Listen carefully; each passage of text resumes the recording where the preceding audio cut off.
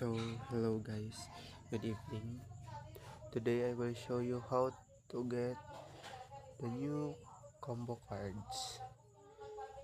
So let's go to the top mine, and then here are the 3 combo cards for today. So first KYC, go to the legal. That's right, up. So just click go ahead. And then the second one, P2P.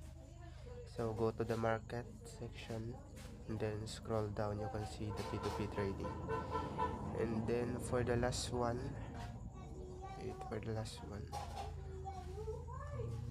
hamster tube. So go to the PRT, PRN team. That's the hamster tube. So just click go ahead, and then that's all. Thank you for watching.